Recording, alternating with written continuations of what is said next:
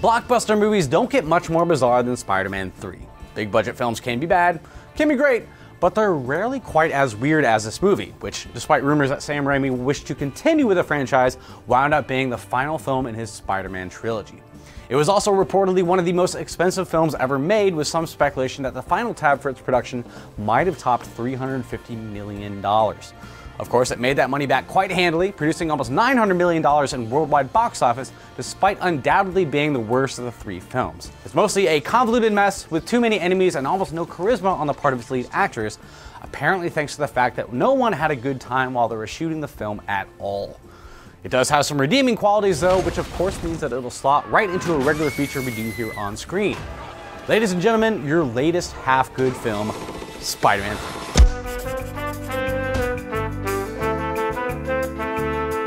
3, of course, attempts to resolve many of the subplots of the Spider-Man trilogy by ensuring that Mary Jane and Peter Parker have a complicated relationship, and Peter Parker and Harry Osborn have a complicated relationship, and Peter Parker has job troubles, and so on and so forth. In most respects, it's kind of the same movie as the other two, except for the fact that they try to shoehorn 3 villains into one movie, which makes it feel like a film that's simply trying to do too much, and most of what it tries to do simply isn't very compelling. Never wound what you can't kill. So let's take a look at some of those things and see what we have to like and dislike. Eddie, the suit. You gotta take it off. Oh, you'd like that, wouldn't you? The bad. Emo Spider-Man.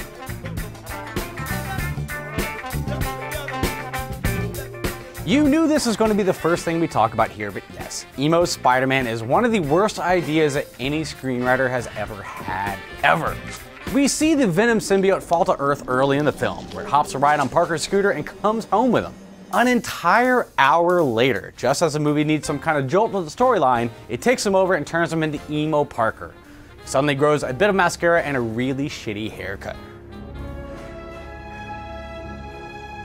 He begins acting out his inner dickishness by dancing in the street and embarrassing Mary Jane in her place of work. Oh, it burns! Oh!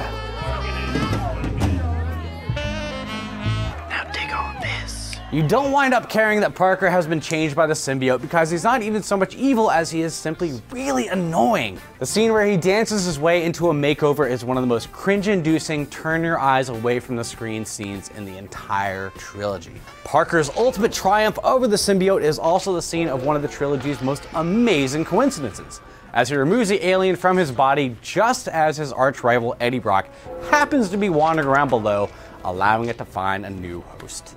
And thus ends the short but awful career of Emo Spider-Man. The good, the Sandman. Hey man, we got something on the roof! He might not stand up to Audio Octavius in Spider-Man 2, but Thomas Hayden Church's portrayal of the Sandman in Spider-Man 3 at least gives one of the villains something for the audience to latch onto. Jig's up, pal. I don't want to hurt you. Leave now. I guess you haven't heard. I'm the sheriff around these parts. Okay. As an escaped convict who only wishes to steal enough money for his daughter's medical treatments, his storyline is a bit maudlin, but it still mostly works, thanks to Church's ability to play it straight. There's no cackling punchlines or evil laughter here, only a man who wishes to do the right thing even if it is years too late. Flint Marko. What do you want from me? Even if Sandman does wind up being one of the villains at the end of the film, his chat with Peter Parker about his role in the murder of Uncle Ben winds up being the emotional highlight of the movie, if only because James Franco and Kirsten Dunst are nowhere to be found. The bad, too many characters. Okay. Holy mackerel, there are a lot of characters to try and keep track of in this movie. In addition to Peter Parker struggling with the Venom symbiote, we have 3 primary villains in Sandman, Eddie Brock, and the New Goblin, played by James Franco, who seems to be perpetually bored or stoned here. How's the pie? So good. He's also romantically entangled with both Mary Jane and Gwen Stacy, as well as making his poor neighbor dote on him while he gets emo. There's also Aunt May and Captain Stacy of the police department, as well as the entire staff of the Daily Bugle to work with, as well as Flint Marko's family, and so on and so on. Parker! Parker, The number of characters in itself isn't overwhelming, but the 3 different villains do tend to mute each other's impacts. In truth, the script does a decent job of keeping everything separate, but with only a third of the time being spent on establishing each of the villains, they all come across as somewhat slight in the end. Venom especially feels as if he was cut and pasted into the script on the whip of some marketing executive.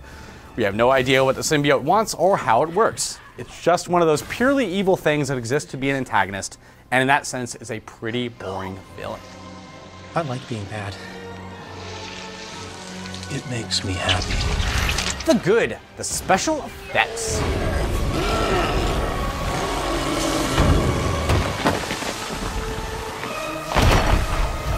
Spider-Man 3 is apparently still the all-time highest grossing movie to not be nominated for a single Oscar, with most other films of its stature at least managing to get a visual effects nod.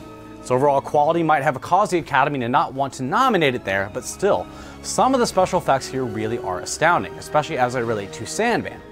The initial scene where Flint Marko pulls himself back together after fusing with sand is pretty amazing and lengthy. Later scenes where he attacks an armored car look as if the visual effects artist working on them spent a buttload of time attempting to manipulate individual grains of sand, and the effect really is spectacular.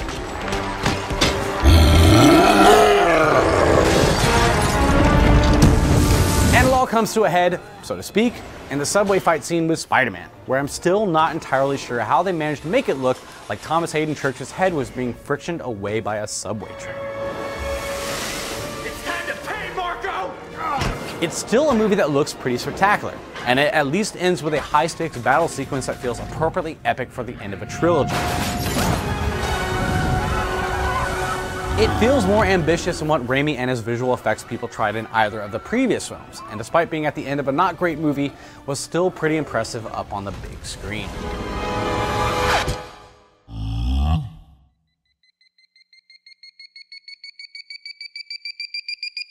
While we're all looking forward to The Amazing Spider-Man, it's worth remembering that the original Spider-Man movies were the franchise that proved that big-budget comic book films could lead to a huge return on an investment, with the latter couple of films making almost twice as much as any of the X-Men films ever did.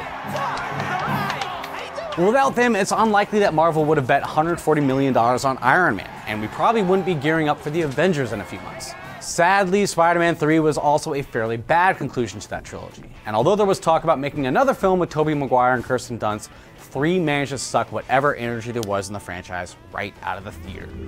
That's probably for the best though, because now we get to watch Emma Stone be Emma Stone in the Emma Stone story featuring Spider-Man. I'm in trouble. We only have a few short months to wait for Mark Webb's reboot of the franchise to hit the big screen, but there's little doubt that Ms. Stone will at least be a large upgrade over Kirsten Dunst. Beyond that, I don't care. I'm going to see it for Emma Stone. Oh yeah, and Spider-Man 3's bad. The end.